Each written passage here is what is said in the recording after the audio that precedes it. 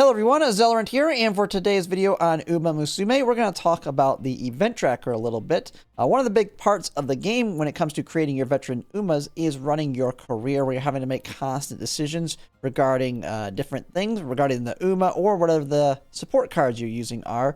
And this event tracker is going to be a way to help you get through that and make the best decisions that ultimately can lead to the best Uma. Now, right now, if you've probably watched my streams, you'll notice that I really haven't used it when I've been running it. And that was the reason being that we have not gotten the Kiddushan Black card yet, which will be dropping here in a couple days.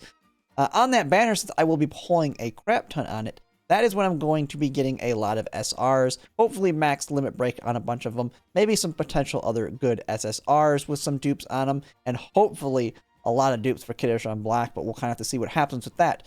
And so that is why I kind of really haven't used this up to this point, knowing full well once this card comes out and I get a better deck overall, all of the Umas that I'm currently using are going to get replaced with new ones going forward.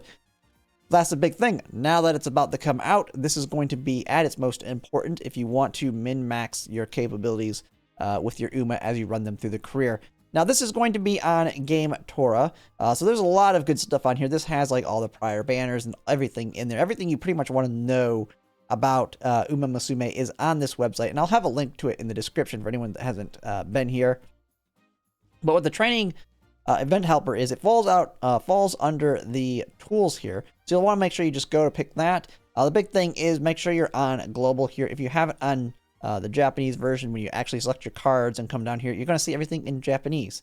So that's not going to be very easy to use or read. The other thing is, if you use the Japanese side, you're going to see every support card that's currently available on the Japanese side. And as you can see, they have a ton of cards available, which includes SRs, which kind of gives the hint of why it's so important to pull on the Kiddushan Black card now when there's less of them, so you have a better chance of actually max duping them. But all you have to do is go up here, switch the server over to global.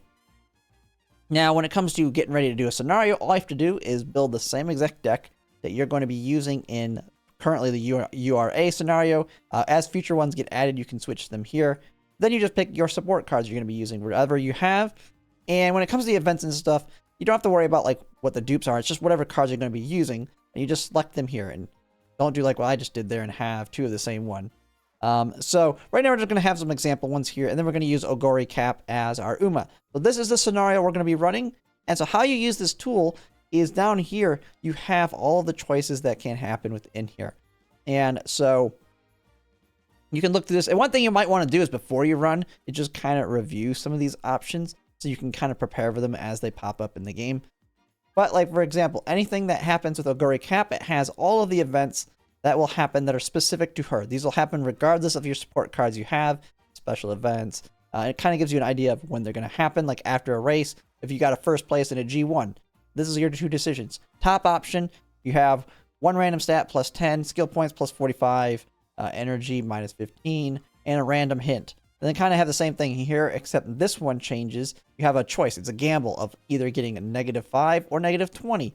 Stamina. So both exactly the same, but the only difference being you're taking a little bit of a gamble to save a little bit of energy there. And you have all the choices you see here. So depending on whatever happens with the race, any events where you have to make a choice, and this is where you kind of have to pay attention into the story as you're going through the career and what choices you're getting to figure out where it's coming from. And so this is one that's tied specifically to her, but you also have the same thing with all the support cards. You pick your support card, you can see all the events that'll pop up with it. And this is also how you can kind of better understand what cards are good, because some of them have events that are really good alongside them. You can look for these specifically on the cards themselves as well, but here's how you can kind of see all the choices you're going to have as you run through your scenario. So you pick this card, like you have that one. So some of your chain events, premonitions of a performer, energy plus 10, speed plus 5. There's no choices with these. These are just bonuses you get off of running this event popping off. And then you have a random event here where you get an option here, my way, or, and then you have top option, mood plus 1, skill points plus 15, the bond plus 5, or you can get a guts plus 15 plus 5. So this is where it can be very important when you're trying to get a very specific build hey, I'm doing a guts build, so you want to make sure to use the second one down here, especially if you're doing a lot of races, you don't need skill points as much, because you get everything else basically the same, but this one has a little bit more mood. And so you can do that with all the cards. They all have random little differences to them, and you have every choice and option here. And then you also have the last one, which is going to be the scenario specific to itself. Anything that happens within that, where you can pop up, all your choices show up there. And this is specific to like getting specific hints that are tied to that event here, as you can kind of see. And you have, I mean, you could change everything here. And that's pretty much it with this. There's a lot of other tools. And one of the biggest things is on Gametora, they have a ton of tools like this. This is just one of them. And I'll start covering some of the other ones. This is probably going to be the most important right now, so you can really fine-tune your teams going forward in the future careers here, as you kind of start to actually get your deck together after you do all your pulls.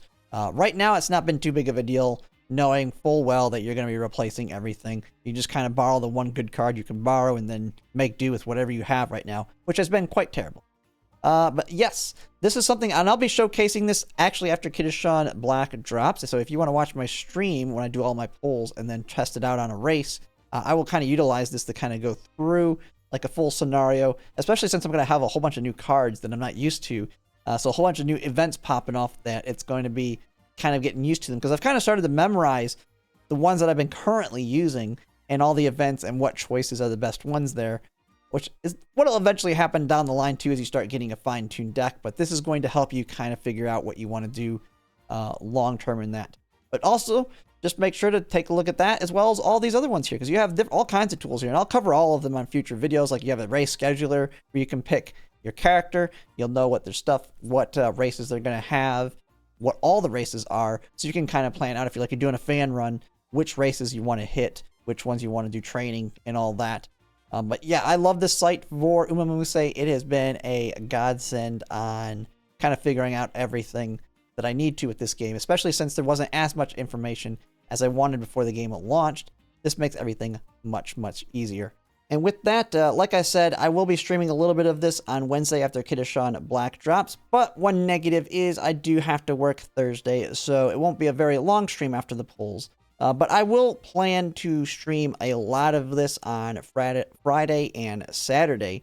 A lot on Saturday, because I do need to rebuild, and I think everybody's going to have to do this after all those polls, is rebuild all of their Umas to fill out their roster for running the PvP mode, because once everybody gets their Kiddushan Black pulls in, they have all their SRs, their dupes, their SSRs. They're going to be able to build a lot better Umas, and thus the ranking is going to be a lot higher to get promoted in with that. And so that's what I'll be working on all weekend, and I can kind of showcase this as I try and min-max some really good Umas, as well as potentially get some good parents for future ones as well. But yeah, that's pretty much it for now. If you like my content, if you could like, comment, subscribe, it really helps, and thanks for watching.